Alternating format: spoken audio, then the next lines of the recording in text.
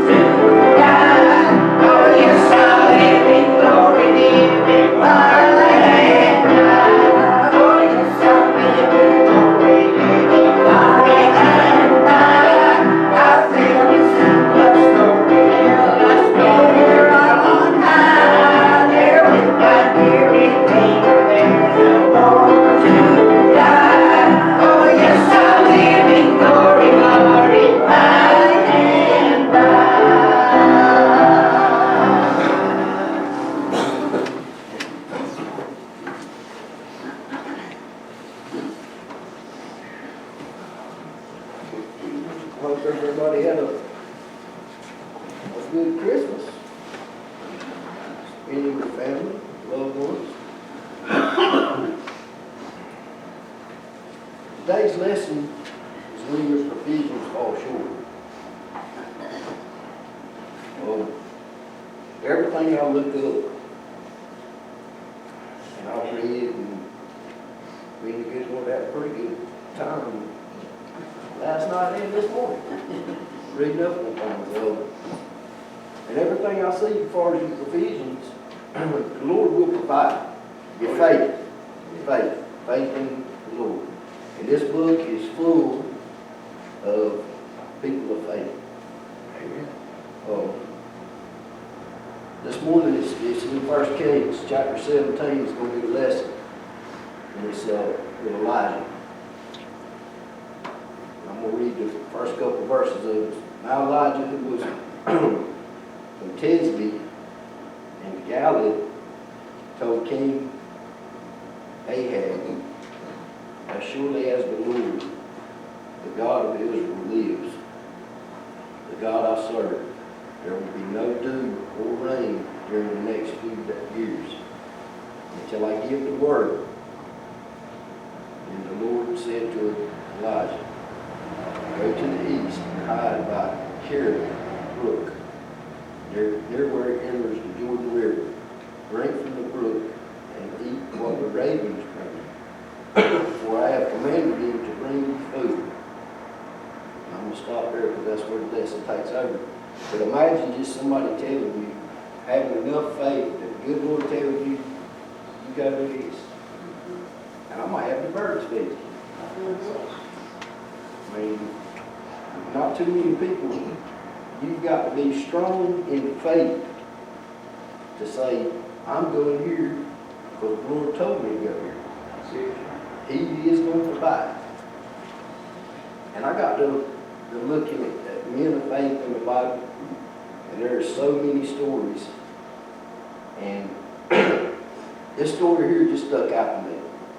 I'm going to go to Daniel chapter 3. And this is with, let me look through here, Dick.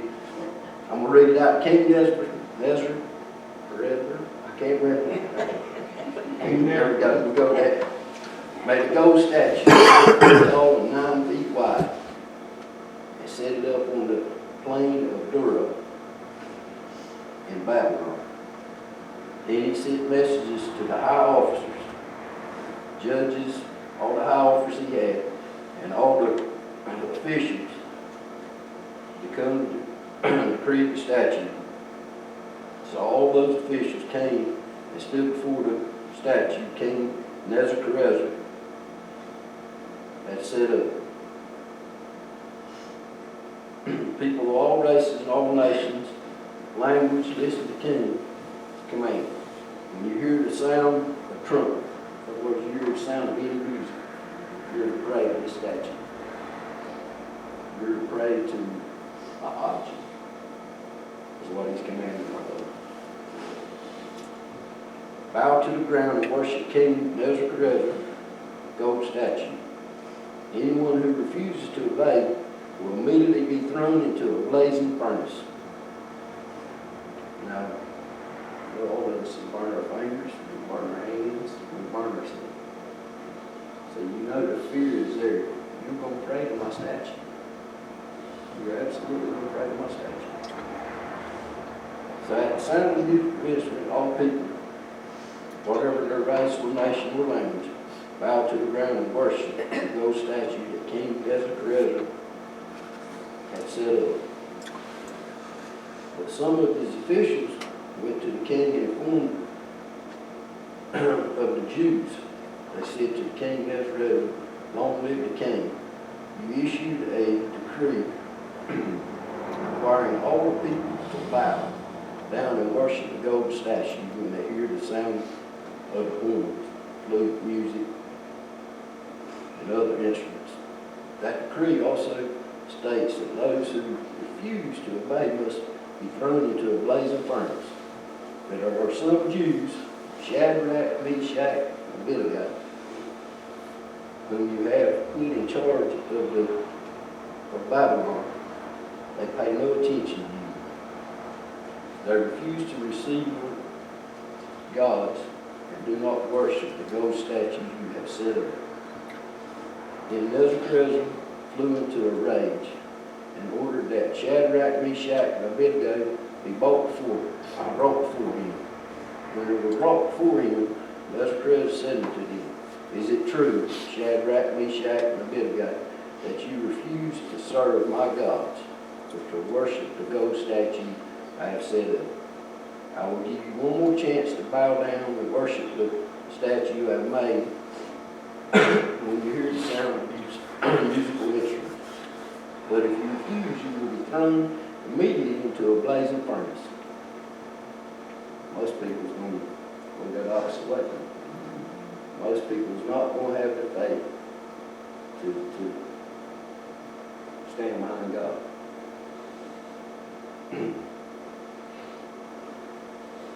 And then, let's see, blazing furnace. And then what God will be able to rescue you from that power? Shadrach, Meshach, and Abednego replied, "O Nebuchadnezzar, we do not need to defend ourselves before you. If we are thrown into the blazing furnace, the God whom we serve is able to save us. He will rescue us from your power. But even if he doesn't, we want to make it clear to you that we will never serve your gods or worship the gold statue you have set up. Nebuchadnezzar was furious with Shadrach, Meshach, and Abednego and went into a rage. He commanded that the furnace be heated 7 times hotter than usual. So that's funny how 7's in the Bible continues to see 7. Hotter than usual. Then he ordered some of the soldiers, the strongest men of his army, to bind Shadrach, Meshach, and Abednego and throw into the blazing furnace. So they tied him up and threw him into the furnace, fully dressed in their clothes. And because the king, in his anger, he demanded such a hot fire in the furnace, the flames killed the soldiers on the way up here.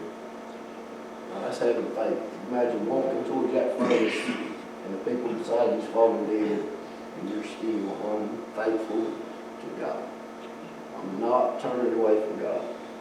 100%. Nebuchadnezzar shouted, I see your men, unbound, walking around in the fire. And there's a fourth, looks like a god. And Nebuchadnezzar came closely and see the door of flames, shouted, Shadrach, Meshach, and Abednego, servants of the Most High God, come out, come here. So Shadrach, Meshach, and Abednego stepped out of the fire. Then the high officers